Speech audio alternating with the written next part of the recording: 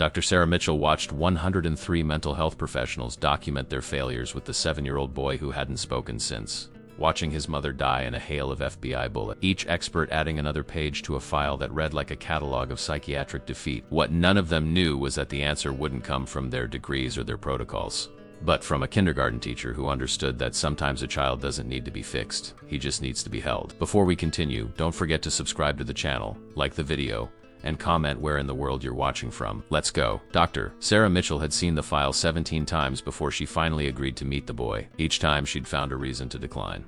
Too many patients, ethical concerns about treating the child of a known criminal, scheduling conflicts that materialized conveniently whenever Marco Valentini's name appeared on her consultation requests. But on the 18th request, something changed. Maybe it was the desperation in the social worker's voice, or maybe it was the growing list of psychiatrists, psychologists, and behavioral specialists who'd already failed. 103 professionals to be exact, though the media had rounded it down to a neat 100 for their headlines. The boy was 7 years old and he hadn't spoken in 14 months, not since the night federal agents raided his family's estate in the wealthy suburbs north of Boston, a night that ended with his mother dead from a stray bullet and his father, Dominic Valentini, in federal custody awaiting trial on 17 counts of racketeering, murder, and conspiracy. The child had been there for all of it, hidden in a bedroom closet by his mother in those final desperate moments. Small hands pressed over his ears while the world he knew exploded. Around him in gunfire and shouting and his mother's final scream, Sarah stood outside the observation room at Massachusetts General Hospital's psychiatric wing, her hand resting on the door handle while she studied the boy through the reinforced glass. Marco sat perfectly still in the center of the room, his small frame almost swallowed by an oversized hospital gown, dark eyes fixed on some point in the middle distance that only he could see. His file noted that he'd been evaluated by the best child psychiatrists in the country, Harvard-trained specialists in childhood trauma, Yale researchers who'd pioneered treatments for selective mutism, Stanford experts in PTSD. All of them had tried and failed to reach the boy who'd retreated so far into himself that some questioned whether he'd ever find his way back. The previous psychiatrist's notes painted a grim picture. Marco displayed all the classic symptoms of severe psychological trauma combined with attachment disorder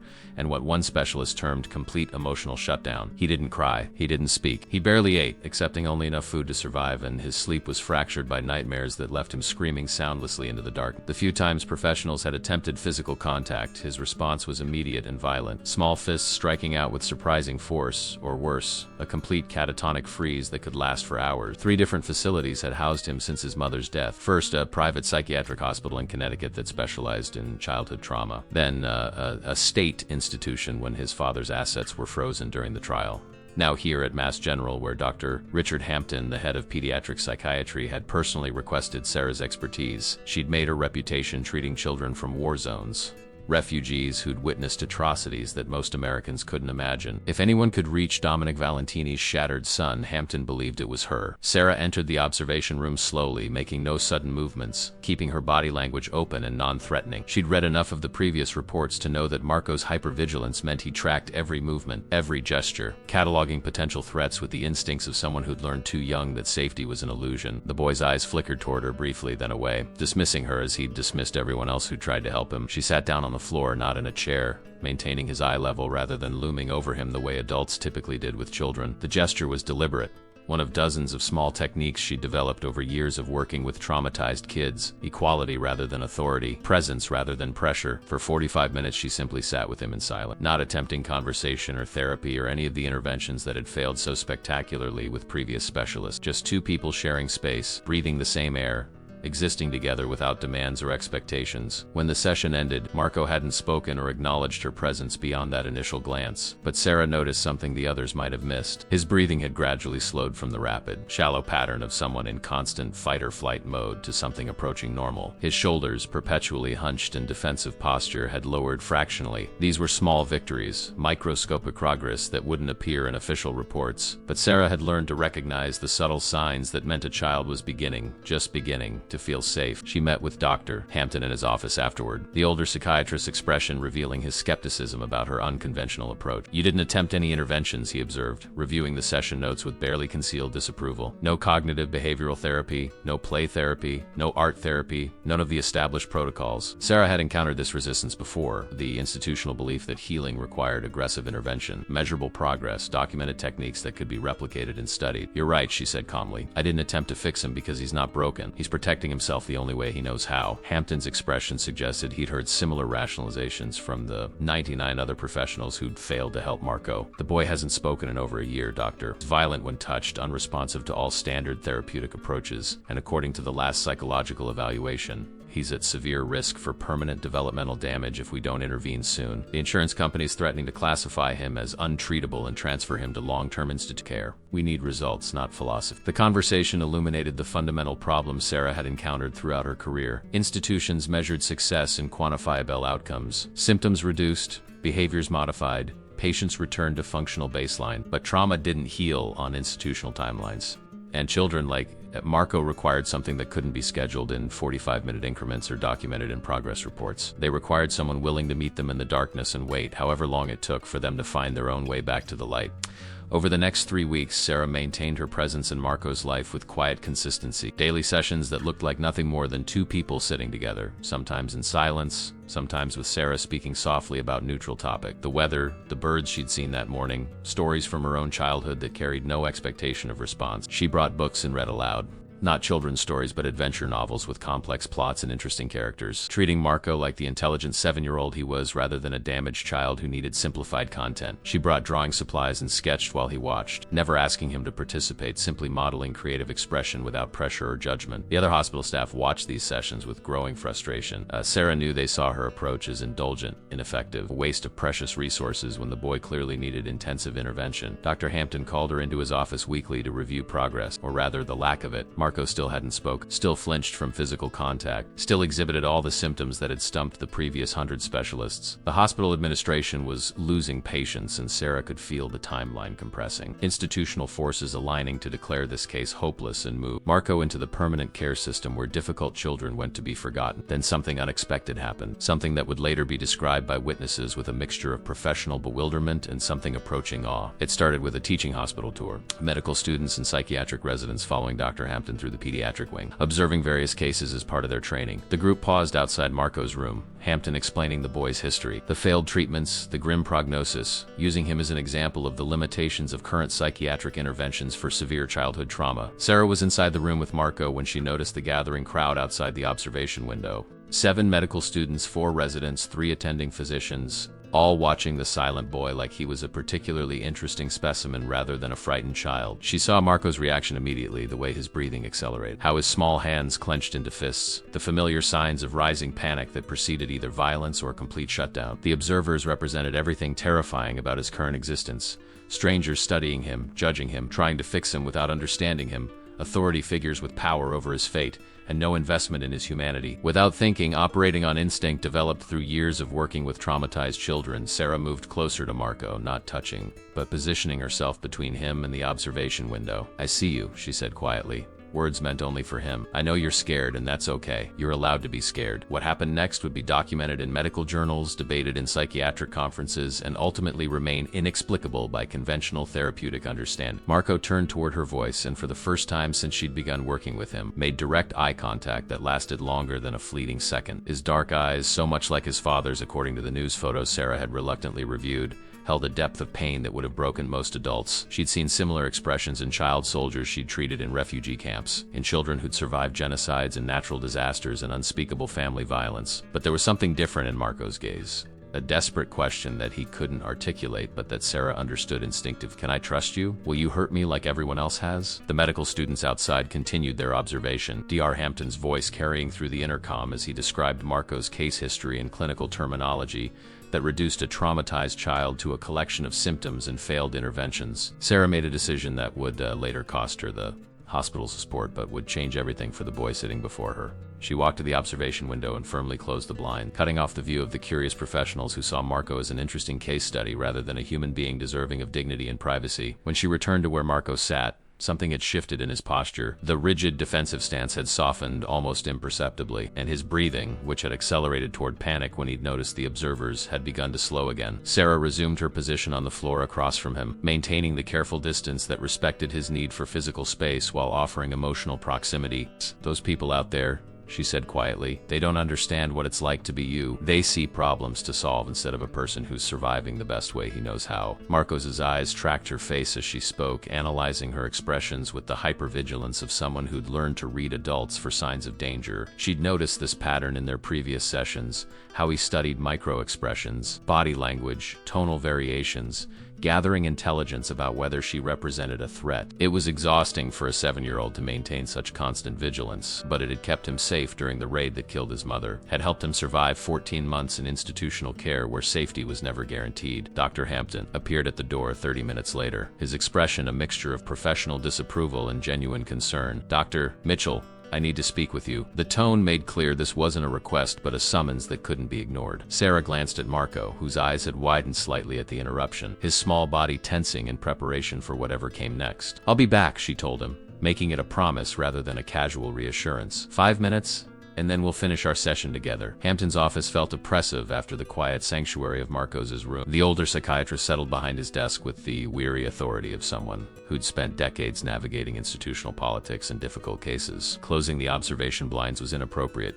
He began without preamble. "Those students are here to learn, and Marco's case presents valuable educational opportunities. We have protocols for observation that respect patient dignity while advancing medical knowledge." Sarah had prepared for this conversation, had known it was coming the moment she'd closed those blinds. "With respect, Dr. Marco isn't a teacher. He's a traumatized child who's been poked and prodded and analyzed by over 100 professionals without anyone asking what he actually needs. Having a crowd of strangers staring at him was actively harmful to the small amount of trust we've been building." Hampton's expression suggested he'd heard similar arguments from idealistic young psychiatrists who hadn't yet learned that institutional medicine required compromises between individual patient care and broader educational missions. "The hospital administration is already questioning the value of continuing treatment given the lack of measurable progress," he said, shifting tactics from criticism to veiled threat. "If we can't demonstrate that your unconventional methods are producing results, they'll move forward with plans to transfer Marco to long-term institutional care. That means a state facility where he'll receive minimal therapeutic intervention and likely spend the rest of his childhood medicated into compliance. Is that really the outcome you want?" The words hit Sarah like a physical blow because she knew Hampton was right. Institutional care for a child like Marco meant drugging him into manageable silence,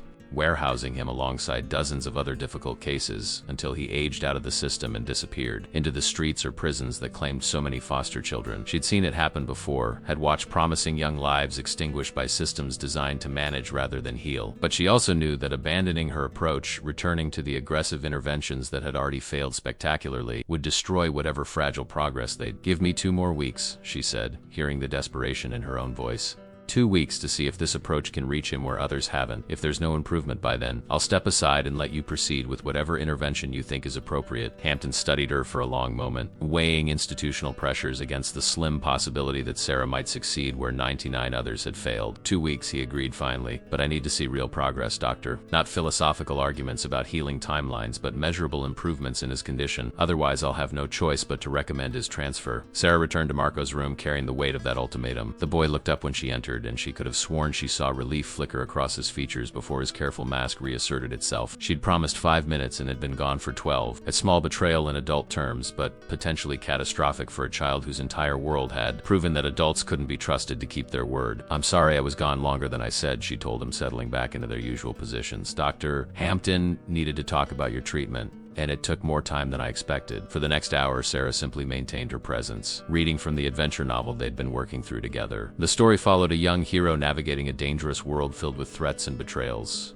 learning to distinguish between true allies and those who only pretended friendship. She'd chosen the book deliberately, knowing Marco would hear his own story reflected in the protagonist's journey. When the session ended and the orderly arrived to escort Marco to dinner, Sarah noticed how the boy's eyes lingered on her face for a moment longer than usual, as if memorizing her features or trying to determine whether she'd really return tomorrow. That night, Sarah couldn't sleep. She lay in her apartment reviewing everything she knew about Marco's case, searching for some approach she'd missed, some technique that might produce the measurable progress Hampton demanded. The file contained extensive documentation of failed interventions, play therapy where Marco had sat motionless, refusing to engage with toys or games, art therapy where he'd stared at blank paper for 45 minutes without making a single mark, cognitive behavioral therapy sessions where therapists had attempted to help him process his trauma through structured conversation, only to be met with complete silence. Music therapy, animal-assisted therapy, even experimental treatments involving virtual reality exposure, all had produced the same result. No improvement, no engagement, no progress. The fundamental problem, Sarah realized, was that everyone had approached Marco as a patient who needed fixing, rather than a child who needed safety. Every intervention, no matter how well-intentioned, had reinforced the same message. You're broken, you're damaged, you need us to repair you. But trauma didn't work that way. Healing wasn't something that could be imposed from outside through therapeutic techniques and institutional protocols. It had to come from within, from a child's own decision that the world might possibly be safe enough to emerge from the protective shell he'd constructed. Sarah returned to the hospital the next morning with a different plan. Instead of their usual session in Marco's room, she proposed something that made the nursing staff visibly nervous. She wanted to take Marco outside, into the hospital's small garden area where patients sometimes went for fresh air and a change of scenery. The head nurse objected immediately, citing safety protocols and supervision requirements and liability concerns. But Sarah pushed back with the authority of someone who'd spent years navigating institutional bureaucracy. Marco needed to experience something beyond white walls and observation windows. Needed to remember that the world contained beauty and peace alongside trauma and violence. And they sat together on a bench under an old oak tree, its branches providing dappled shade from the late morning sun. Marco's eyes moved constantly, tracking movement, assessing threats, maintaining the vigilance that had become second nature. But gradually, as minutes passed without incident, Sarah noticed his attention shifting to the garden itself. A butterfly landed on a nearby flower, its wings iridescent in the sunlight. A bird sang from somewhere in the branches above them. Normal, peaceful things that had no connection to raids or gunfire or dead mothers. My mom used to have a garden, Sarah said quietly, not looking at Marco but addressing her words to the air between them. She grew tomatoes and basil and these beautiful roses that smelled like heaven. I'd help her water them every evening after dinner, just the two of us, and she'd tell me stories about when she was young. It was our special time together before she got sick and everything changed. She paused, letting the words settle, offering her own vulnerability as a gift. Sometimes I still dream about that garden, about the way it smelled and how safe I felt there with her. Those memories hurt because she's gone, but they also remind me that beautiful things existed before the pain came. Marco's reaction to Sarah's story was almost imperceptible, but she'd learned to read the subtle shifts in his demeanor that signaled engagement. His breathing pattern changed slightly, becoming deeper and more rhythmic, as if her words had reached something beneath the protective layers he'd constructed. His eyes, which had been scanning the garden for threats, paused on her face for several seconds, studying her expression with an intensity that suggested he was searching for authenticity in her vulnerability. Children who'd been betrayed by adults developed sophisticated lie detection systems, reading micro-expressions and tonal inconsistencies that most people never noticed. The garden became their sanctuary over the following days. Sarah requested permission for daily outdoor sessions, arguing that the change of environment was producing subtle improvements in Marco's baseline anxiety levels. It wasn't entirely true yet, but it wasn't entirely false either. Something was shifting in the boy, small recalibrations in how he held his body, how he breathed, how he observed the world around him. The constant hypervigilance remained, but it had begun to coexist with moments of genuine curiosity about his surrounding. Brief windows where Marco seemed to remember he was still a child despite everything he'd survived. Dr. Hampton appeared in the garden on the fourth day of outdoor sessions, his presence immediately triggering Marco's defensive responses. The boy's shoulders hunched, his hands clenched into fists, and his breathing accelerated toward the rapid, shallow pattern that preceded either violence or complete shutdown. Sarah positioned herself subtly between them, not obviously blocking Hampton's approach, but creating a psychological buffer that Marco could hide behind if needed. "We're making progress," she told Hampton, keeping her voice calm and even, beginning to trust that this environment is safe, that I'm not going to hurt him or force him into interventions he's not ready for. Hampton's skepticism was evident in every line of his posture. He's still not speaking, still violently resistant to physical contact, still exhibiting all the symptoms that brought him here. "The administration wants concrete evidence of improvement, doctor, not subjective assessments about trust building. We're running out of time, and frankly, the insurance company is running out of patience. They've authorized funding through the end of this week, after which Marco becomes a financial liability the hospital can't justify maintaining in our psychiatric program." The words hung in the air like a death sentence. End of the week meant 3 more days before Marco would be transferred to state institutional care. 3 days to produce the kind of miracle that 100 other professionals had failed to achieve. Sarah felt the familiar frustration rising in her chest. The anger at systems that measured healing and quarterly reports and insurance authorization, that treated traumatized children as budget line items rather than human beings deserving of patience and care. But she also understood Hampton's position, the impossible pressures he faced balancing individual patient needs against institutional survival. After Hampton left, Sarah sat with Marco in heavy silence.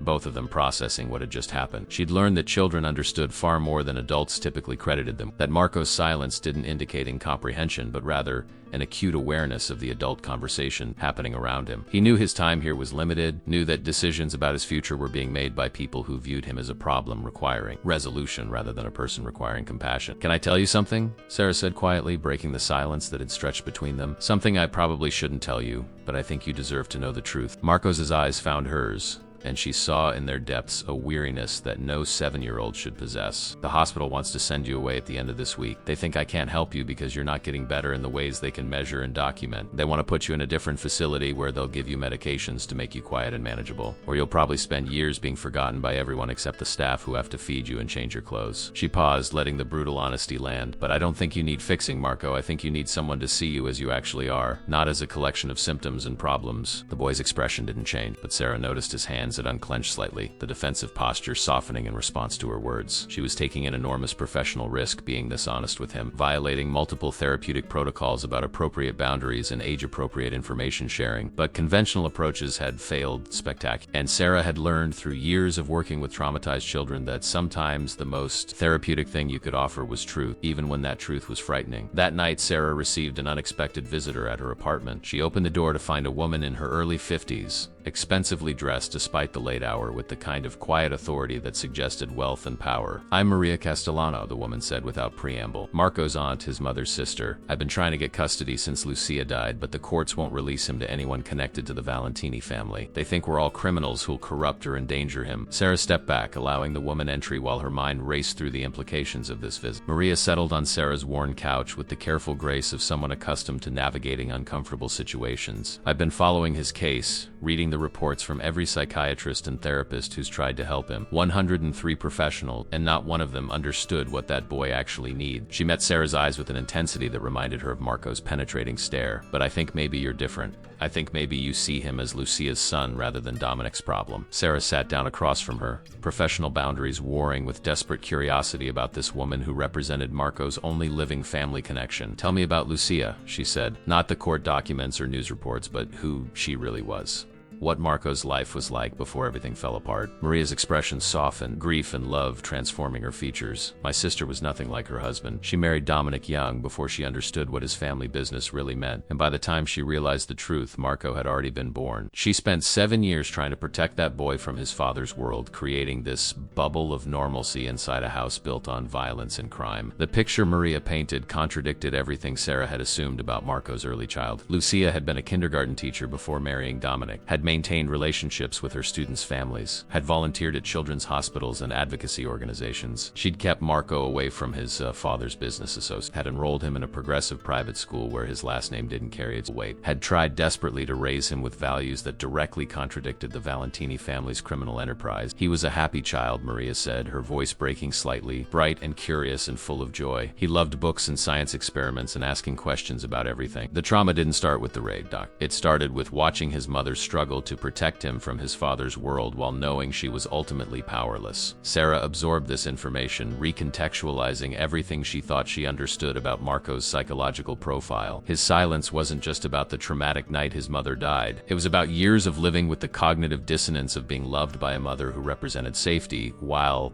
sharing DNA with a father who represented everything dangerous and wrong in the world. The raid had simply confirmed what Marco already suspected on some level, that his father's world would eventually destroy everything good and pure that his mother had tried to create. Maria pulled out her phone, showing Sarah photos of Marco before the tragedy. A different child looked back from the screen, smiling broadly with gaps where baby teeth had fallen out, holding up a science project blue ribbon, hugging his mother at what looked like a school event. "This is who he was," Maria said. "This is who he could be again if someone gives him the space and safety to remember." She paused, weighing her next words carefully. "The courts won't give me custody, but they might approve supervised visitation if a treating psychiatrist recommends it. I'm asking you to consider whether seeing family, seeing someone who knew and loved his mother, might help him start healing." The request was complicated by layers of ethical considerations and institutional protocols. Sarah would need Hampton's approval, court authorization, careful documentation justifying why family contact might benefit benefit rather than harm Marco's psychological state. But looking at those photos of the smiling boy who'd been buried beneath trauma and silence, Sarah felt something shift in her understanding of what healing might actually require. It wasn't about therapeutic interventions or behavioral modifications. It was about helping Marco remember that he'd once been loved completely, that his mother's world had been real even though his father's world had destroyed it. "I'll talk to Dr. Hampton tomorrow," Sarah said. "No promises, but I'll make the case that family contact might provide the breakthrough we've been searching for." Maria's relief was palpable, tears gathering in her eyes as she reached across the space between them. "Thank you,"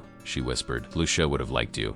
She always said the best teachers and therapists were the ones who saw children as whole people rather than problems to solve." After Maria left, Sarah sat alone in her apartment, staring at the photos she'd taken of the images on Maria's phone. Tomorrow she would present this new information to Hampton, would argue for a radical departure from standard protocol. Tonight she let herself hope that maybe, just maybe, Marco's story didn't have to end in institutional warehousing and medicated silence. Dr. Hampton's reaction to Sarah's proposal was exactly what she'd anticipated. Absolutely not. His voice carried the finality of someone who'd spent decades making difficult decisions about patient care and institutional liability. "You want to introduce a family member connected to organized crime into an already fragile therapeutic relationship? Do you understand the legal and ethical implication? The court specifically prohibited family contact pending the resolution of Dominic Valentini's trial. We could lose our license, face criminal charges for interfering with a federal investigation, and destroy any credibility this hospital has with child protective services." Sarah had prepared for this resistance, had spent the previous night researching precedents and crafting arguments that balanced therapeutic benefits against institutional risks. Maria Castellano has never been charged with any crime. She's a retired school teacher with no connection to the Valentini business operations. The court documents show she petitioned for custody immediately after Lucia's death and has been fighting the system for over a year. She represents the only living connection Marco has to his mother, to the life he had before trauma destroyed everything he knew. Hampton's expression remained skeptical, but Sarah pressed forward. "We have 3 days before he's transferred to state care. 3 days to try something different before we give up and condemn him to institutional warehousing. What do we have to lose?" "Everything," Hampton said flatly. "Our reputation, our funding, potentially our medical licenses if this goes wrong."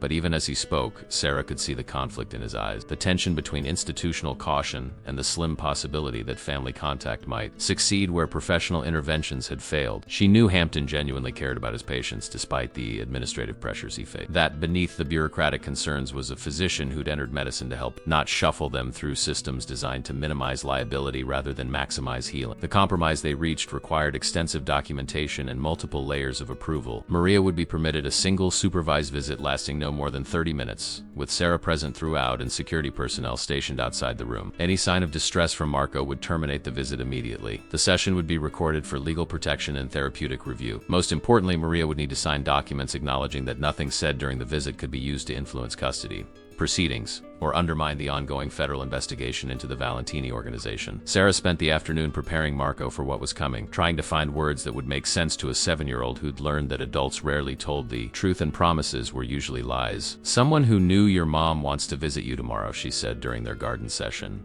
"Your Aunt Maria, your mom's sister. She's been trying to see you since the night everything changed, but the courts wouldn't let her because of complicated grown-up rules. Now we've gotten permission for her to visit just for a little while if you're willing to see her." Marco's reaction was immediate and visceral. His entire body went rigid, his breathing accelerating into the hyperventilation pattern that preceded panic attacks. His hands gripped the edge of the bench so tightly his knuckles turned white, and his eyes darted around the garden as if searching for escape routes. Sarah had anticipated this response, had known that the prospect of seeing family would trigger complex emotional reactions tied to memories of his mother and the trauma of her death. "Hey," she said softly, not touching him but moving closer into his peripheral vision. "You don't have to see her if you don't want to. This is your choice, Marco. Not the hospital's choice, not the court's choice, not even mine. Yours." The concept of choice seemed to penetrate his panic. His breathing began to slow fractionally, though his body remained tense and prepared for flight. Sarah had learned that one of the most damaging aspects of institutional care for traumatized children was the complete loss of agency, being moved and managed and medicated without any input into decisions affecting their lives. Offering Marco genuine choice, with the freedom to refuse without consequence, was itself a therapeutic intervention more powerful than any structured protocol. "You can think about it tonight," Sarah continued. "Tomorrow morning you can tell me yes or no, and whatever you decide is okay. I'll support your choice either way." That night, Sarah received a call from the night shift supervisor. Marco was having nightmares, more intense than usual, screaming silently in his sleep and refusing to be comforted by the nursing staff. Sarah drove back to the hospital despite the late hour, finding Marco huddled in the corner of his room, eyes wide and unfocused, trapped somewhere between sleep and waking terror. She didn't try to touch him or pull him back to reality contact. Instead, she sat down on the floor several feet away and began talking, her voice a steady anchor in whatever dark place his mind had taken him. "I'm here, Marco, you're safe. Whatever you're seeing right now, it's not real anymore. Your mom would want you to know you're safe, that the bad things are over and you survived." She kept talking, repeating variations of the same message until gradually, incrementally, his breathing began to normalize and his eyes regained focus. When he finally looked at her, truly looked at her rather than threw her at remembered horrors, Sarah saw a question in his expression, a silent inquiry about whether tomorrow's visit with his aunt would make things better or worse, whether connecting with his mother's family would help him heal or simply tear open wounds that had barely begun to scab over. The next morning arrived with the weight of expectations from multiple directions. Dr. Hampton wanted measurable progress that would justify his authorization of the visit. The legal department wanted documentation protecting the hospital from liability. Maria wanted to see her nephew and begin building the relationship that might eventually lead to custody. And Sarah wanted whatever was best for Marco, even if she wasn't entirely certain what that was. The boy appeared in the garden at their usual time, his expression carefully blank but his body language screaming ambivalence about what was coming. Before Maria arrived, Sarah made one final attempt to prepare him. "Your aunt loved your mom very much. They were sisters, best friends.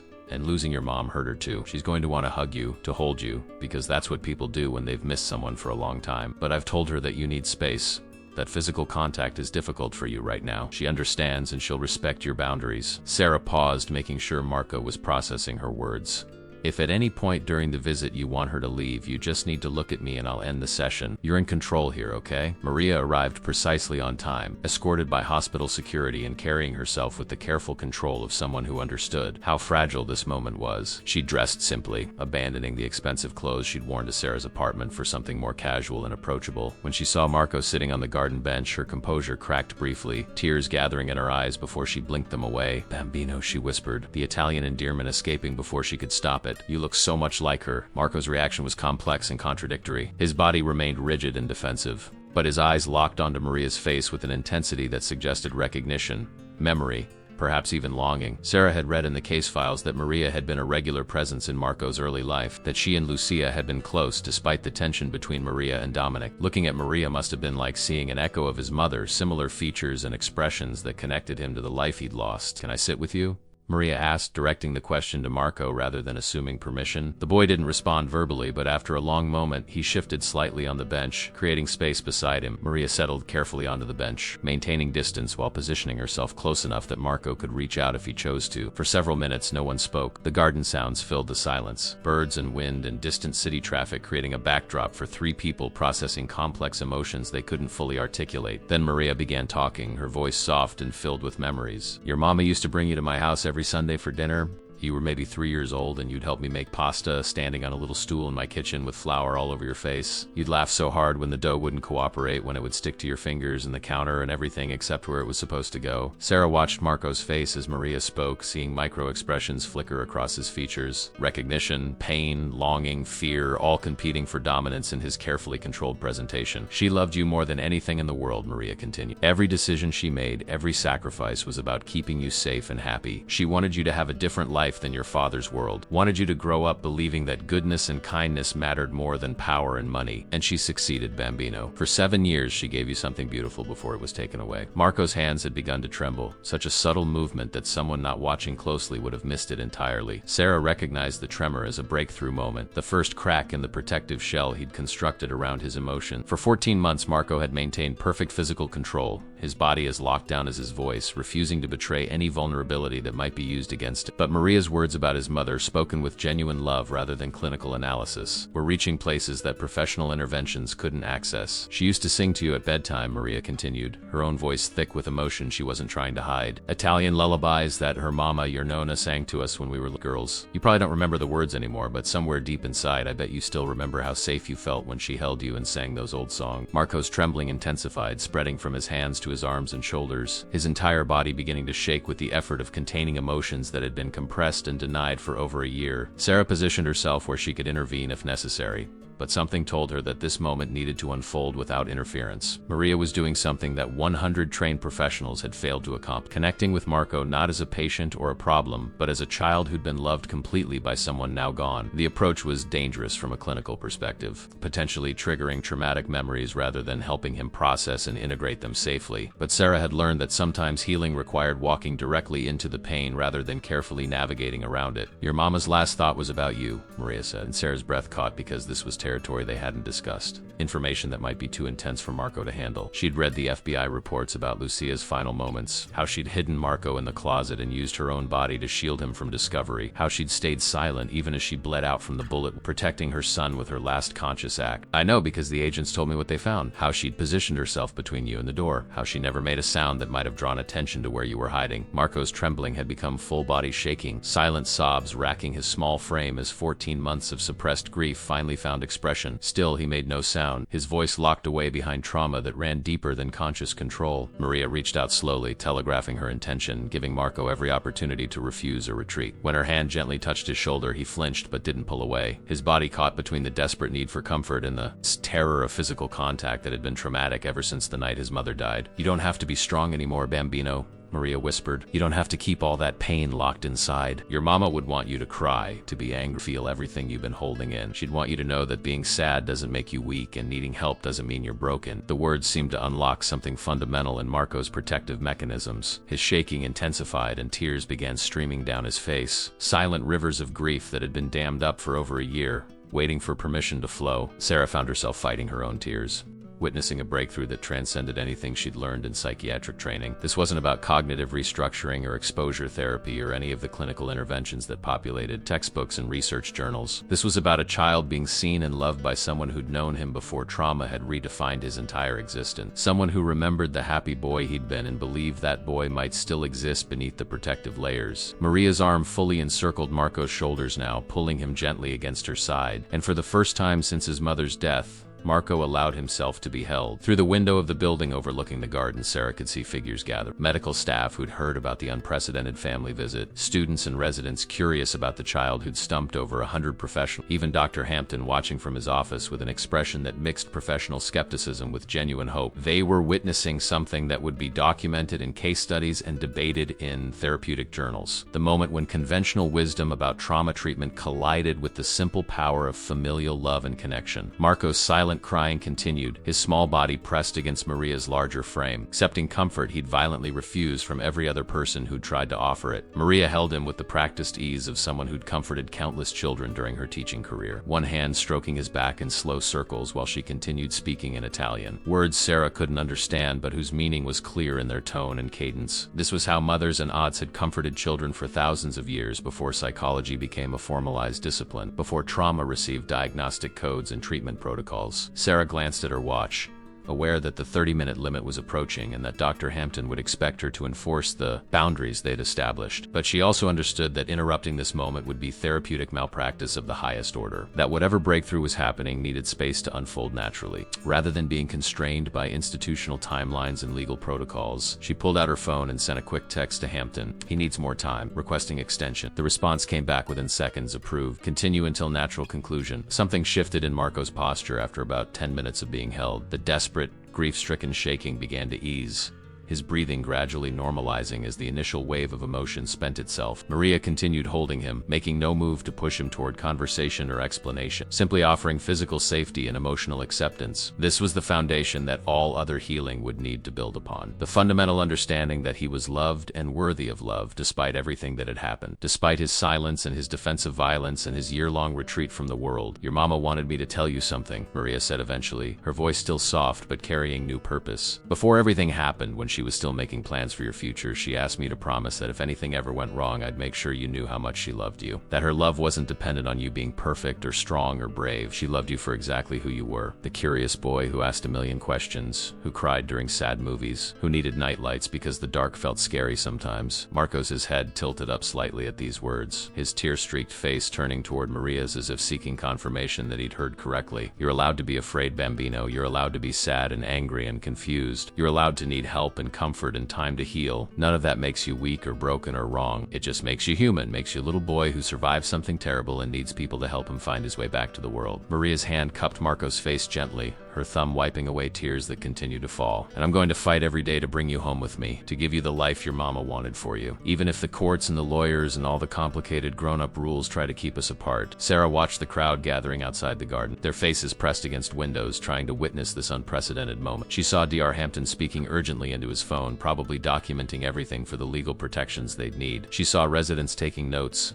medical students capturing cell phone video that would definitely violate hospital protocols, but that no one seemed concerned about stopping. They were all witnessing something that their training hadn't prepared them for. The simple reality that sometimes love accomplished what science couldn't. Marco's right hand, which had been clenched in a fist throughout the emotional storm, slowly uncurled. His small fingers reached up tentatively, touching Maria's face with wondering gentleness, as if he needed physical confirmation that she was real, and not another loss waiting to happen. Maria held perfectly still, letting him explore at his own pace, his fingertips tracing the features that reminded him of his mother. They had the same nose, the same curve to their cheekbones, the same warmth in their dark eyes. Seeing Maria must have been like seeing a ghost of his mother, painful but also precious, a connection to the person he'd lost. The 30-minute visit stretched to 45 minutes, then an hour, then 90 minutes. Sarah made no move to end the session, understanding that institutional rules existed to serve patients, not the other way around. Whatever consequences might follow from this extension, they were worth it for the transformation happening in front of her. Marco had stopped crying but remained pressed against Maria's side, accepting comfort he'd violently refused from everyone else. His eyes had closed at some point, exhaustion from emotional release combining with the safety of being held by family,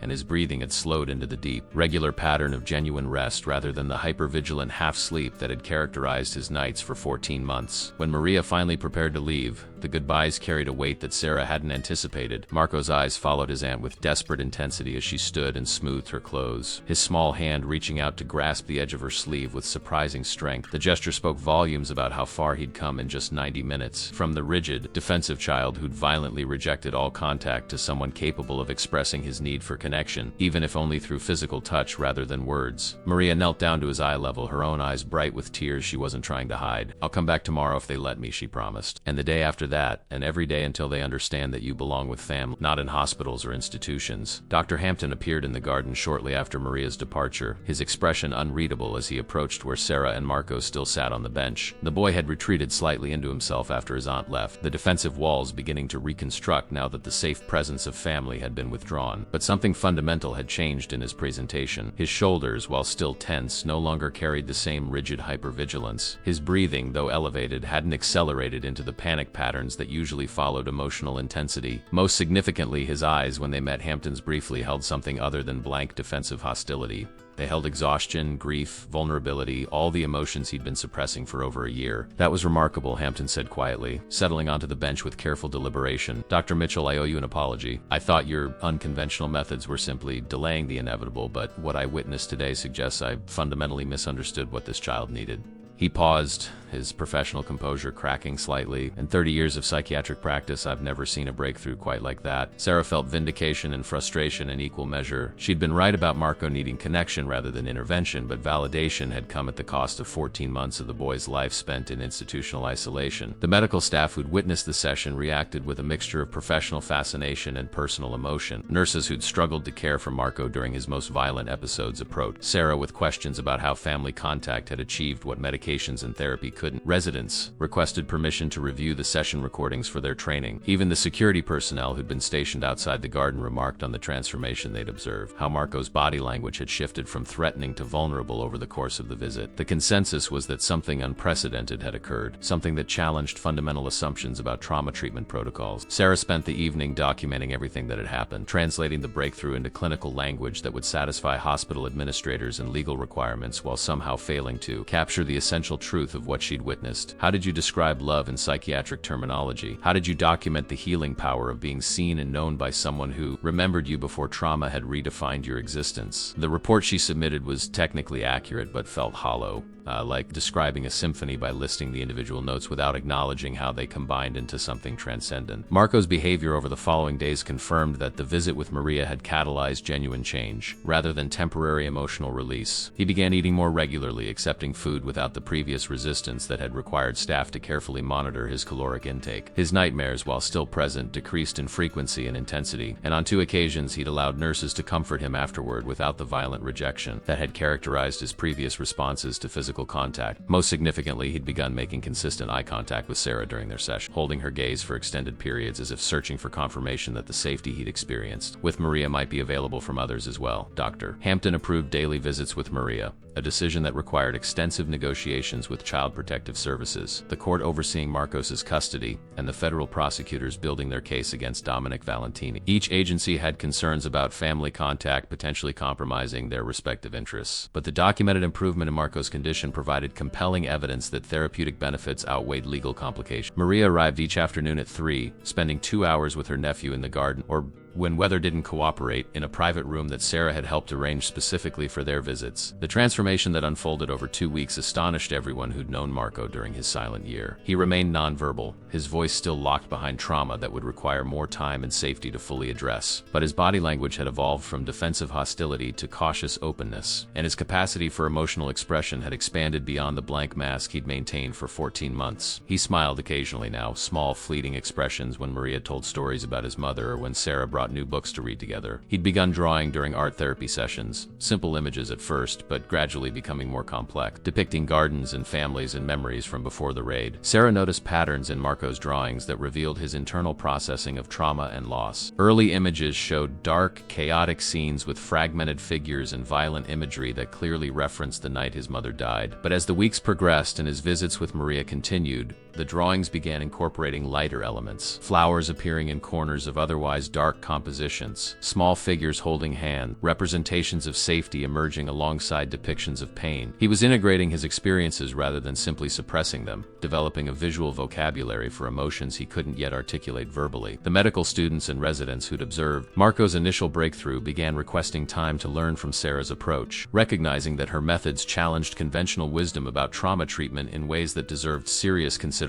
She found herself conducting impromptu teaching sessions, explaining her philosophy that healing required meeting traumatized children where they were, rather than forcing them toward predetermined therapeutic goals. The concept seemed simple when articulated, almost obvious, yet they contradicted much of what psychiatric training emphasized about structured interventions and measurable outcomes. One afternoon during week 3 of daily visits with Maria, something extraordinary happened. Marco was sitting with his aunt in the garden, listening to her describe a memory of his mother teaching him to ride a bicycle, when suddenly his lips moved. No sound emerged, but the intentionality was unmistakable. He was trying to speak, fighting against whatever internal barriers had kept him silent for over a year. Maria noticed immediately, her narration stopping mid-sentence as she focused entirely on her nephew's face. His lips moved again, forming what looked like a single word, though still no sound accompanied the movement. Sarah, watching from her discreet position nearby, felt her heart racing with anticipation. Marco's face contorted with effort and frustration as he struggled to push sound past whatever psychological blockage trapped his voice. His small hands clenched into fists, his breathing becoming rapid and shallow, his entire body tensing with the monumental effort of attempting something that should have been natural but had become impossible. Maria's hand found his, gently uncurling his fists and holding his fingers in hers. "You don't have to force it, Bambino," she said softly. "Your voice will come back when it's ready, when you feel safe enough to let it out. There's no hurry, no pressure. I'll be here whether you speak today or next month or next year." The reassurance seemed to help Marco relax slightly, though the frustration remained visible in his expression. Sarah understood what was happening, the psychological mechanism that had protected him through silence beginning to recognize that safety might exist in the world again, that speaking might not result in the catastrophic consequences his traumatized brain had associated with vocalization, but knowing intellectually that speech was safe differed enormously from feeling safe enough to actually produce sound, and Marco was caught in the agonizing space between understanding and capability. That evening, Sarah met with Hampton to discuss Marco's attempted vocalization and what it might mean for his treatment trajectory. "This is significant progress," Hampton acknowledged, reviewing the day's notes with visible satisfaction. "The insurance company has agreed to extend his stay for another month given the documented improvements. After that, we'll need to make decisions about long-term placement, whether he goes to foster care, returns to state institutional care, or if Maria's custody petition has any chance of approval despite her family connections." The mention of Marco's future triggered anxiety Sarah had been pushing aside, focusing on day-to-day therapeutic work rather than confronting the reality that institutional timelines rarely aligned with healing processes. A month wasn't enough time for Marco to fully recover from trauma that had devastated his entire world. He'd need years of consistent support. stable placement with people who understood his needs, ongoing therapy that honored his pace rather than forcing progress to satisfy administrative requirements. But the systems designed to help traumatized children rarely provided what they actually needed, instead offering whatever services could be justified within budget constraints and legal parameters. Maria arrived the following day with a worn cardboard box that she carried with reverent care as though it contained something infinitely precious. "This belonged to your mama," she told Marco as they settled into their usual spot in the garden. "Things she saved from when you were little. Things she wanted you to have someday. The court finally released it to me last week after months of it being held as potential evidence." Inside the box were artifacts of Marco's life before trauma had destroyed everything familiar. A baby blanket with his initials embroidered in corner, photographs of birthday parties and holidays and ordinary moments that Lucia had documented obsessively, a journal where she'd recorded memories and milestones, her handwriting looping across pages in a script that seemed to carry her presence even in absence. Marco's reaction to these items was immediate and profound. His hands trembled as he lifted the baby blanket, bringing the soft fabric to his face and inhaling deeply, searching for traces of his mother's scent, even though 14 months had surely erased any lingering fragrance. Tears streamed down his face again, not the violent cathartic sobbing of their first visit, but quieter, more integrated grief that acknowledged loss without being consumed by it. Maria opened the journal and began reading entries aloud, Lucia's voice speaking through written words about the boy Marco had been. "Today Marco asked me why the sky is blue and I tried to explain about light and atmosphere, but he just said, 'That's boring, Mama. Can't it just be magic?'" The journal entries painted a picture of a child who'd been curious and joyful and completely secure in his mother's love. So different from the traumatized boy who'd retreated into silence and defensive violence. Sarah watched Marco absorbing these stories about himself, seeing recognition flicker across his features when Maria read about specific incidents or favorite toys or the elaborate imaginary worlds he'd created during play. These memories had been buried beneath trauma, inaccessible to conscious recall but not entirely lost, and hearing them spoken aloud was helping him reconnect with the person he'd been before everything changed. One entry in particular seemed to resonate deeply. "Marco told me today that when he grows up, he wants to be a teacher like Aunt Maria, so he can help kids learn about science and asking questions. He said the best teachers are the ones who let kids be curious instead of making them sit still and be quiet. My beautiful, brilliant boy, already understanding what took me years to learn." Maria's voice broke slightly, reading those words, and Marco's small hand reached out to touch the page where his mother's handwriting documented his childhood aspirations. During their session that afternoon, Marco made his second attempt at vocalization. His lips formed the same word he'd tried to speak the previous day, and this time Sarah was close enough to read the shape. "Mama." I was trying to say mama. The most fundamental word in any child's vocabulary, the first sound most babies learn to produce, now trapped behind psychological barriers that refused to yield, despite his desperate efforts. Maria saw it too, understanding what her nephew was attempting, and fresh tears spilled down her cheeks. "She's still here, Bambino," Maria whispered. "Not the way she was before, not in a way you can see or touch, but she's here in every memory, every story, every part of you that came from her love." That night, Sarah received an unexpected call from a colleague at the courthouse where Marco's custody hearing was scheduled. "You need to know that the prosecutor is planning to oppose Maria's petition," her friend explained. "They're arguing that any connection to the Valentini family, even through marriage, represents an unacceptable risk for Marco's safety and well-being. They're going to present evidence that Dominic's organization is targeting family members who might testify or cooperate with federal investigators. The judge is sympathetic to Maria, but the security concerns are legitimate, and there's precedent for denying custody when organized crime connections exist." The news hit Sarah like a physical blow. She'd watched Marco's transformation over the past month, had documented the remarkable progress that resulted from regular contact with his aunt, and now institutional forces were preparing to sever that connection permanently. If Maria's custody petition failed, Marco would enter the foster care system,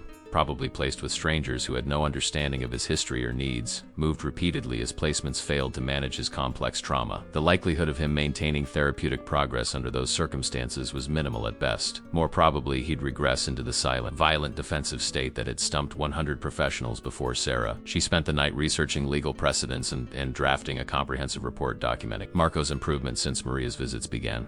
The evidence was compelling from a therapeutic perspective. Measurable decreases in anxiety markers, improved sleep patterns, increased appetite and healthy weight gain, expanded emotional range, development of age-appropriate social behaviors, and most significantly, attempts at vocalization after 14 months of complete silence. Any reasonable evaluation would conclude that Maria's presence was essential to Marco's continued healing. But family courts rarely operated on purely therapeutic considerations when security concerns and federal investigations complicated the picture. Dr. Hampton reviewed Sarah's report the following following morning, his expression grave. "This is excellent work and I'll absolutely submit it to the court as expert testimony supporting Maria's petition. But you need to understand that we're fighting against powerful institutional forces who see Marco primarily as a witness in a major organized crime prosecution. The federal government wants Dominic Valentin convicted on all charges, and they view family custody as a potential compromise to their case. They'd rather have Marco in state care where contact can be completely controlled than with Maria where defense attorneys might gain access." Custody hearing was scheduled for the following week, which meant 7 more days of uncertainty hanging over Marco's fragile progress. Sarah maintained their usual routines, daily garden sessions, reading together, the quiet presence that had become the foundation of his sense of safety, but she could feel the tension building, knew that Marco sensed something significant was approaching even without understanding the legal complexities that would determine his future. Children were remarkably attuned to adult anxiety, and despite everyone's efforts to shield him from the proceedings, he understood that decisions about his life were being made by people he'd never met. Maria's visits during this week carried a desperate quality,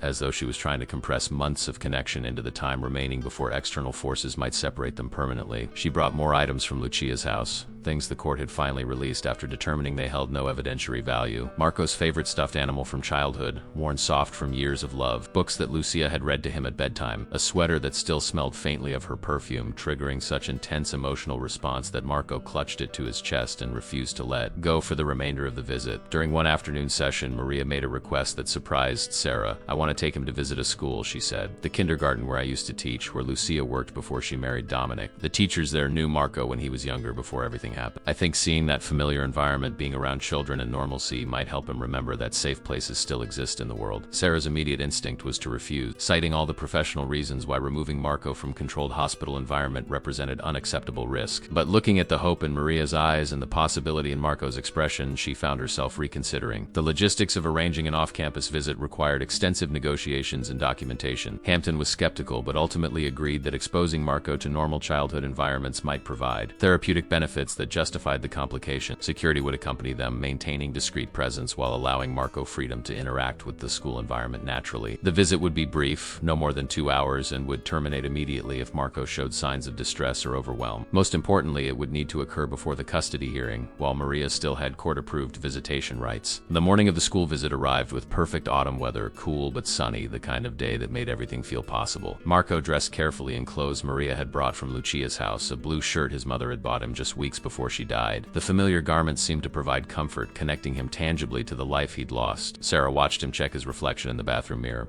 a gesture she hadn't witnessed before, suggesting emerging self-awareness and concern about how others might perceive him. He was beginning to rejoin the world, step by tentative step. Riverside Elementary School looked exactly as Maria had described it. A cheerful building with brightly painted murals covering exterior walls and a playground where children's laughter carried on the autumn breeze. Sarah felt Marco tense beside her in the car as they pulled into the parking lot, his breathing accelerating slightly at the prospect of entering an environment so different from the controlled hospital spaces he'd inhabited for over a year. Maria reached back from the front seat, her hand finding Marco's with gentle reassurance. "These are good people, Bambino," she said softly. "People who knew you before, who remember what a special boy you were. They're excited to see you again." The school's principal met them at the entrance, a woman in her 60s named Mrs. Chun, who'd worked alongside Maria for over 2 decades. She'd been briefed extensively about Marco's trauma and his current nonverbal state, understood that this visit represented both tremendous opportunity and significant risk for a child whose psychological state remained fragile, despite recent improvements. When she saw Marco, her expression shifted from professional welcome to genuine emotion. "Oh, sweetheart," she said, kneeling to his eye level without attempting to touch him. "We've missed you so much. Your mama brought you here sometimes after school, and you'd help us water the plants in the classroom gardens.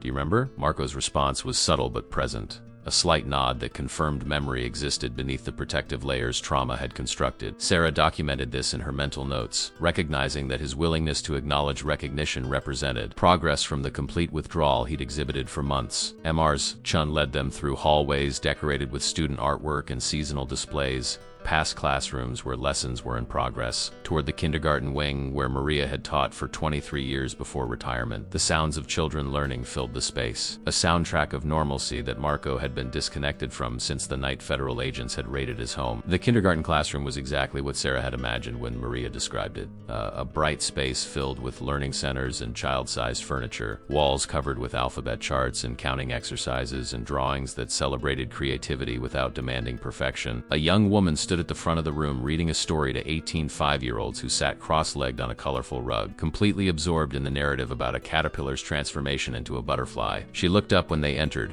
her face breaking into a smile of recognition. "Marco," she exclaimed, setting down the book and crossing the room with arms open before catching herself, remembering what Maria had surely told her about his aversion to physical contact. "This is Miss Rachel," Maria explained. "She was my teaching assistant before taking over the class when I retired. She knew you when you were just 4 years old, before you started regular school." Marco studied Miss Rachel with careful attention, his expression suggesting he might remember her from those pre-trauma days when his life had been defined by routine and safety rather than loss and fear. Miss Rachel crouched down to his level, maintaining respectful distance while offering warm presence. "I have something that belongs to you," she said, producing a small wooden puzzle from a nearby shelf. "You left this here the last time you visited with your mom. I've been keeping it safe, hoping you'd come back for it someday." The puzzle depicted a garden scene with various animals hidden among flowers and vegetables, the kind of simple challenge designed for preschool-aged children. Marco reached out tentatively, his fingers tracing the familiar wooden pieces, and Sarah saw recognition flood his features. This puzzle represented a tangible connection to the before times, physical evidence that his memories of safety and happiness weren't fabricated or distorted by trauma, but real moments that had actually existed. He held the puzzle with surprising reverence, as though it were infinitely more valuable than its simple construction suggested. "Would you like to sit with the other children while they finish story time?" Miss Rachel asked gently.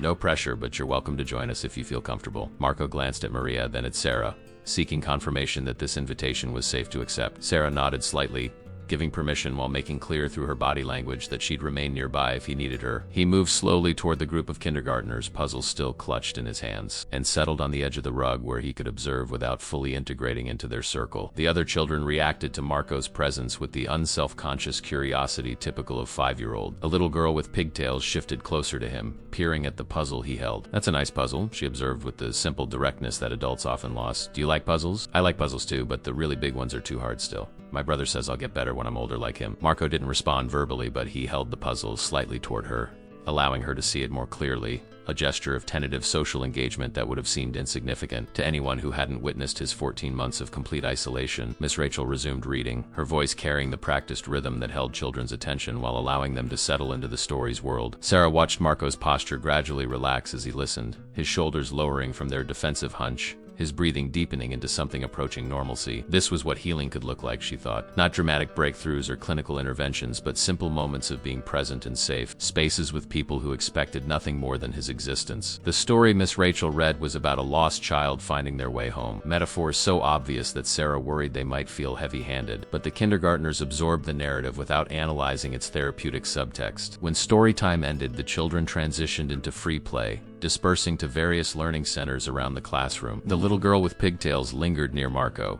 clearly interested in engaging him further, but uncertain how to bridge the gap between her social confidence and his obvious hesitancy. "My name is Sophie," she announced. "What's your name?" Marco's lips moved, forming his name silently, but no sound emerged. Sophie processed this for a moment, then simply nodded as though silent responses were perfectly normal. "Okay," she said. "Do you want to build blocks with me? I'm making a castle, but it keeps falling down because I'm not good at the tower parts yet." Sarah watched this interaction with professional fascination and personal hope. Sophie had done something effortlessly that 100 trained professionals had struggled to accomplish, accepting Marco exactly as he was without attempting to fix or change him, inviting connection without demanding performance. Marco stood slowly, still holding his puzzle, and followed Sophie to the block center where colorful wooden shapes were stacked in organized bins. They began building together, Sophie chattering constantly about her vision for the castle while Marco worked silently but cooperatively, his small hands placing blocks with careful precision that suggested he understood architecture even if he couldn't verbally contribute to planning. Miss Rachel moved through the classroom offering gentle guidance and encouragement, checking on various play areas while giving children freedom to explore and create without excessive adult interference. When she paused near Marco and Sophie's castle construction, she simply observed for a moment before commenting, "That's really impressive engineering on those towers, Marco. Your mama told me you were always good at building things. You must have practiced a lot." The casual acknowledgement of his skill, delivered without pressure for response, seemed to unlock something in Marco's defensive presentation. He looked up at Miss Rachel, really looked at her rather than through her, and the ghost of a smile flickered across his features. The 2 hours Maria had requested passed far too quickly. Sarah documented everything she observed, knowing this visit would need detailed reporting for the upcoming custody hearing. But more than that, wanting to capture the evidence that Marco could thrive in normal childhood environments when provided appropriate support. As their departure time approached, Sophie presented Marco with a drawing she'd made during art time, a colorful depiction of two children building a castle together. "This is for you," she said, "so you'll remember our castle when you go home. You can come back and play again sometime." Marco accepted the drawing with both hands, studying it intently before carefully folding it and tucking it into his pocket alongside the puzzle he'd reclaimed. Then something extraordinary happened, something that would be discussed and analyzed and debated in the aftermath. Marco turned back towards Sophie, his lips moved, and this time sound emerged. "Thank you." The words were barely audible, rough from disuse, but unmistakable. His voice had returned, unlocked not by therapeutic intervention or clinical expertise, but by simple human kindness from a 5-year-old who'd seen past his trauma to the person underneath. The classroom fell silent in the wake of Marco's words, everyone present understanding they'd witnessed something profound. Maria's hand flew to her mouth, tears streaming down her face as 14 months of desperate hope finally found fulfillment in 2-syllable whispered by her nephew. Miss Rachel stood frozen, the book she'd been shelving forgotten in her hands. Even the kindergartners seemed to sense the significance of the moment, their usual energetic chaos pausing as though the universe had held its breath to honor Marco's courage. Sophie simply smiled, completely unaware that she'd accomplished what 100 trained professionals had failed to achieve, that her innocent acceptance had provided the safety Marco needed to risk using his voice again. Sarah felt her own tears threatening, professional composure cracking in the face of such unexpected breakthrough. She'd prepared herself for gradual progress, for months or even years of patient work before Marco might attempt speech again. But here, in a kindergarten classroom filled with blocks and picture books and children's laughter, he'd found something powerful enough to overcome the psychological barriers that had kept him silent. Through endless therapy sessions and medical interventions, the key hadn't been sophisticated clinical techniques or pharmaceutical interventions. It had been simple human connection, the kind that happened naturally when one child invited another to play without judgment or expectation. Marco seemed almost surprised by his own vocalization, his hand moving to his throat as if confirming the sound had actually originated from him rather than his imagination. His eyes found Maria's across the classroom, seeking confirmation that speaking hadn't resulted in the catastrophic consequences his traumatized mind had associated with vocalization. Maria crossed the distance between them in 3 quick steps, kneeling before him with her hands outstretched but not touching, giving him space to come to her rather than forcing contact. "Oh, Bambino," she whispered, "your mama would be so proud of you, so incredibly proud." The drive back to the hospital felt surreal, charged with the energy of breakthrough while everyone processed what had happened. Marco sat in the back seat, still clutching Sophie's drawing and his reclaimed puzzle, occasionally touching his throat with wondering fingers as though trying to understand how sound had finally escaped after so long in prison. Sarah had called ahead to inform Dr. Hampton, wanting him prepared for what they'd witnessed before the formal debriefing that would inevitably follow. His response had been characteristically measured but carried undertones of genuine excitement. "This changes everything for the custody hearing," he'd said. "Documented vocalization achieved in a natural environment with a former teacher present provides compelling evidence that Maria's influence is essential to his continued recovery." The hospital staff reacted to news of Marco's speech with reactions ranging from professional validation to personal joy. Nurses who'd cared for him during his darkest moments approached to congratulate him, maintaining the careful physical distance he still required, but offering genuine celebration of his progress. The residents who'd observed his initial breakthrough, with Maria requested permission to review documentation from the school visit, recognizing they were witnessing a case that would fundamentally challenge conventional wisdom about trauma treatment. Even the security personnel who'd accompanied them to the school seemed personally invested in Marco's success, their professional detachment softening in response to a 7-year-old's courage. Dr. Hampton convened an emergency meeting that evening to discuss implications for the custody hearing scheduled in 2 days. Present were Sarah Hampton, the hospital's legal counsel, a representative from Child Protective Services, and via video conference, the family court judge who would ultimately decide Marcos' placement. "The evidence we've gathered over the past month demonstrates unequivocally that Marco's relationship with his aunt is therapeutic, rather than harmful," Hampton began, presenting data showing Marco's improvements across multiple metrics. His silence, which persisted through treatment attempts by over 100 mental health professionals, resolved when provided consistent contact with family who knew him before his trauma. The judge listened carefully as Sarah presented her observations from the school visit, describing how Marco had engaged with peers, accepted invitations to play, and ultimately spoken his first words in 14 months. She emphasized that the breakthrough hadn't occurred in a clinical setting with trained professionals applying evidence-based interventions, but rather in a normal kindergarten classroom where a 5-year-old had simply invited him to build blocks together. "The implications are clear," Sarah concluded. "Marco doesn't need more intensive institutional treatment. He needs what every traumatized child needs: safety, consistency, and connection with people who love him unconditionally. The Child Protective Services representative raised expected concerns about Maria's family connections and the potential security risks. While I'm moved by Marcos's progress, we can't ignore that his father's criminal organization has been known to target family members. Placing Marco with his aunt potentially exposes him to violence from rival organizations or pressure from Dominic's associates, who might use him to influence the ongoing prosecution. These aren't theoretical concerns, but documented patterns in organized crime families. Foster care, while imperfect, at least provides anonymity and protection from his father's world. Maria, present via separate video connection, addressed these concerns directly. I understand the fears, but I'm not part of Dominic's world and never have been. My sister married into that family, but I've maintained my own life, my own career teaching elementary school. I've cooperated fully with federal investigators, provided testimony about what I know, and made clear I'll continue cooperating. I'm not asking to erase Marco's past or pretend his father's choices don't have consequences. I'm asking for the chance to give him a future where he's defined by more than trauma and institutional care. The judge asked pointed questions about logistics and safeguard. Where would Marco live? What school would he attend? How would security concerns be addressed? Maria had prepared detailed answers, having spent months developing a plan for Marco's care. She owned a small house in a quiet neighborhood 40 minutes from the city, far from areas associated with Valentini operations. She'd identified a school with strong anti-bullying policies and experience supporting children with complex trauma history. She'd arranged for continued therapy with Sarah, who'd agreed to maintain treatment even if it meant traveling to sessions rather than having Marco return to the hospital. Most significantly, she'd worked with federal marshals to develop a security protocol that balanced normal childhood experiences with legitimate safety concerns. The hospital's legal counsel presented the final piece of evidence that would prove decisive. We've documented that Marco's condition deteriorated significantly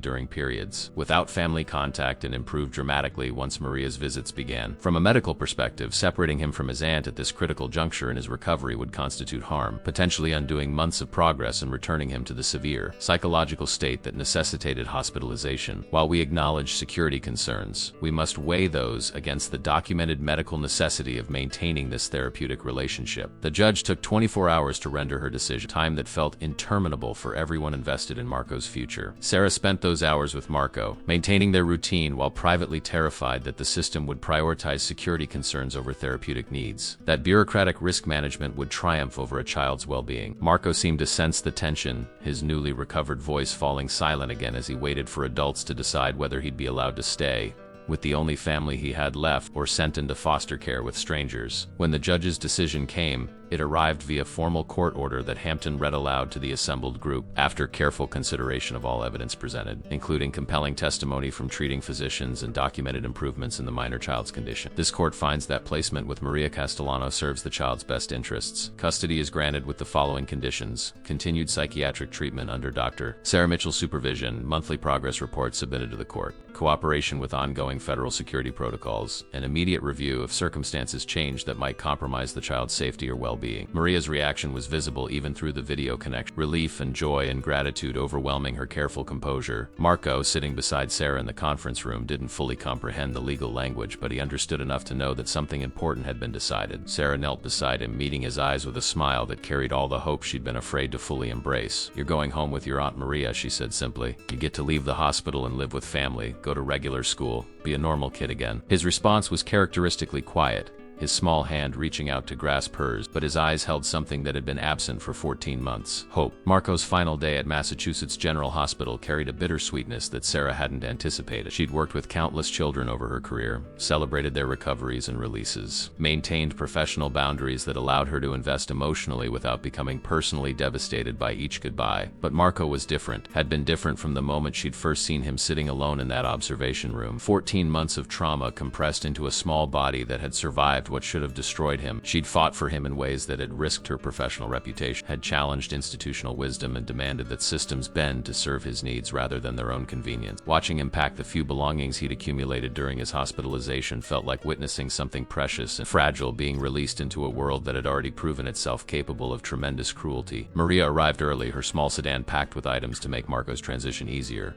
She'd purchased new clothes and sizes he'd grown into during his hospital stay, had prepared his bedroom in her house with careful attention to creating spaces that felt safe rather than overwhelming. The room had soft lighting and neutral colors, nothing too stimulating, with plenty of places where a child could retreat if emotions became too intense. She'd framed several photographs of Lucia, visible but not dominating the space, allowing Marco to connect with his mother's memory without being constantly confronted by loss. Most importantly, she'd installed a nightlight, remembering what she'd told Marco during their first reunion, that needing comfort in darkness didn't signify weakness but simply humanity. The transition paperwork required hours of signatures and documentation, legal protocols ensuring that every aspect of Marco's release was properly recorded for the multiple agencies maintaining oversight of his case. Sarah would continue as his primary therapist, conducting twice-weekly sessions at Maria's home initially, with the possibility of transitioning to office visits once Marco felt secure in his new environment. Dr. Hampton had arranged for psychiatric consultation to remain available if needed, though everyone hoped that Marco's progress would continue without requiring additional hospitalization. The court had mandated monthly progress reports, formal documentation that his placement with Maria was indeed serving his therapeutic needs rather than compromising his recovery. Marco moved through the discharge process with quiet observation, his eyes tracking everything while his voice remained cautiously silent. He'd spoken only those 2 words at the school, had not attempted further vocalization despite encouragement from staff and therapists. Sarah understood that speech would return gradually as safety became more established, that forcing vocalization would only reinforce the association between using his voice and experiencing pressure from adults. His silence now was different from the defensive shutdown that had characterized his first 14 months post-trauma. This was contemplative rather than traumatized, processing rather than refusing, the quiet of someone gathering courage rather than someone who'd given up entirely. The hospital staff gathered to say goodbye, an informal farewell that violated no official protocols but demonstrated how deeply Marco's case had affected everyone involved in his care. Nurses who'd struggled through his violent episodes and night terrors approached to wish him well, their professional detachment softened by genuine affection for the brave child who'd survived so much. Residents who'd observed his breakthrough shared their own plans to incorporate what they'd learned into their future practice, recognizing that his case had taught them more about trauma treatment than any textbook or lecture series. Even the security personnel who'd maintained Marco's safety offered quiet congratulations, their usually impassive faces revealing hints of emotion they'd normally conceal. Dr. Hampton pulled Sarah aside before they left, his expression carrying something between professional respect and fatherly concern.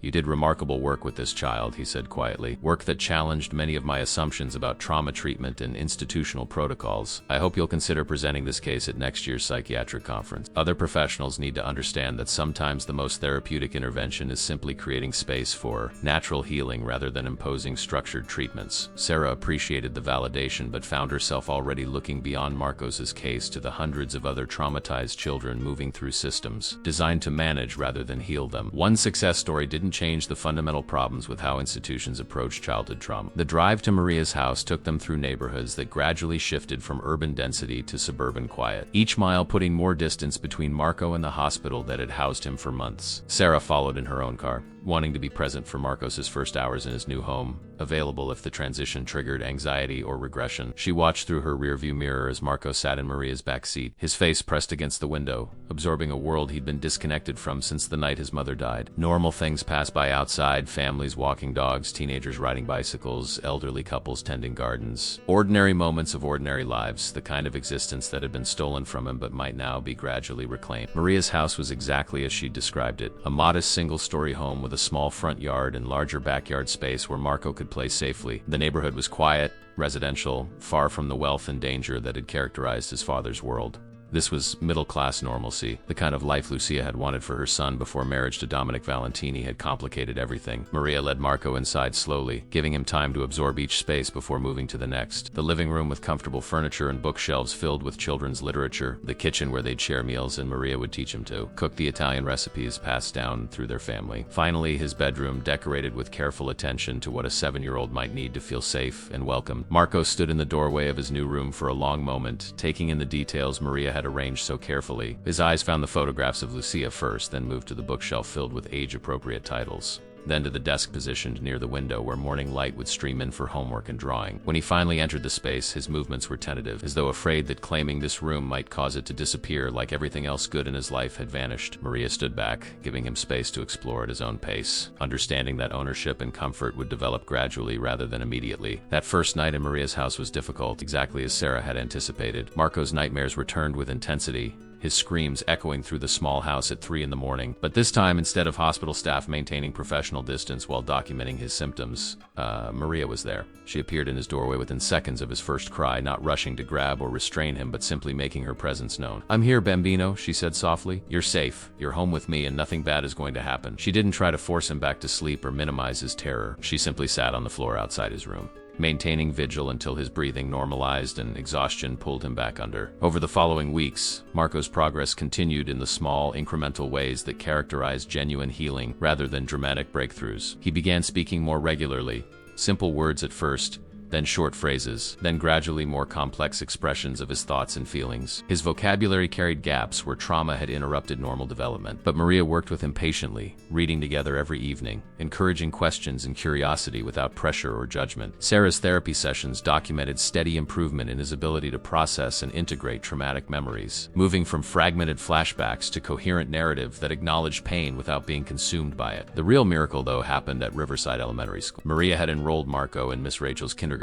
class, recognizing that the teacher who'd helped unlock his voice represented safety in ways that new environments might not. His first day was terrifying for everyone involved, each adult hyper-aware of how easily this transition could fail and send Marco spiraling backward. But when they arrived at the classroom, Sophie was waiting at the door, her face lighting up when she saw him. "Marco, you came back. I saved you a spot at the block center." Her innocent enthusiasm bypassed all his carefully constructed defenses, and he followed her into the classroom with only one backward glance at Maria for reassurance. Miss Rachel understood instinctively what Marco needed, the same gift that had made her an exceptional educator throughout her career. She didn't treat him as a traumatized child requiring special accommodation, but simply as another student who belonged in her classroom. When other children asked why he talked so quietly or why he sometimes seemed sad, she explained in age-appropriate terms that everyone's story was different, that some people needed more time to feel comfortable, and that the most important thing was being kind and patient with each other. The kindergartners accepted this explanation with the uncomplicated wisdom of children who hadn't yet learned to stigmatize difference. 6 months after moving in with Maria, Marco had transformed in ways that would have seemed impossible during his silent months in institutional care.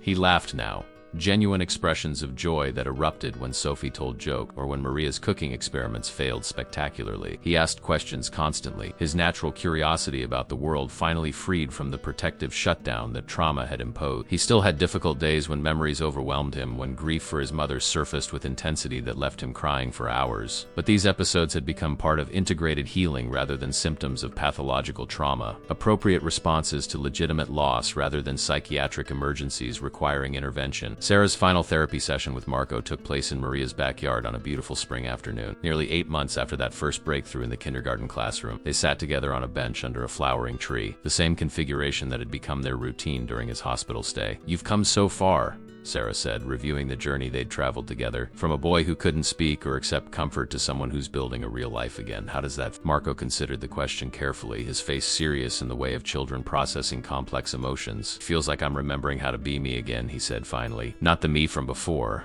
because that Marco had a mama, but a new me who knows sad things happen but also knows good things can happen too." His words carried wisdom that would have impressed philosophers and theologians, the hard-won understanding that healing didn't mean forgetting or pretending trauma hadn't occurred, but rather learning to hold pain and hope simultaneously. Sarah documented this exchange in her final report, knowing it captured something essential about childhood resilience that medical literature often missed. The human capacity for healing, when provided safety and love and patience, exceeded anything that could be manufactured through clinical interventions alone. Years later, when Sarah presented Marcos's case at psychiatric conferences, she would emphasize one critical point. 100 highly trained professionals had tried to heal this child through sophisticated therapeutic techniques and evidence-based interventions, and all had failed. Success had come not from institutional expertise, but from something far simpler and far more profound. It had come from family who loved him unconditionally, from a kindergarten teacher who created space for natural healing, and from a 5-year-old classmate who'd simply invited him to build blocks together. Sometimes Sarah would conclude, "The most therapeutic intervention we can offer is getting out of the way and letting love accomplish what science cannot." Marco grew up in Maria's house, graduated from elementary school and then high school, eventually attending college where he studied education. He became a teacher himself, specializing in working with traumatized children, using everything he'd learned from his own journey to help others find their way back from darkness. And whenever people asked him about his recovery, about how he'd survived what should have destroyed him, he always gave the same answer. It wasn't the psychiatrists or the hospitals miracles or the therapeutic interventions that saved me. It was my Aunt Maria who never stopped believing I was still in there somewhere.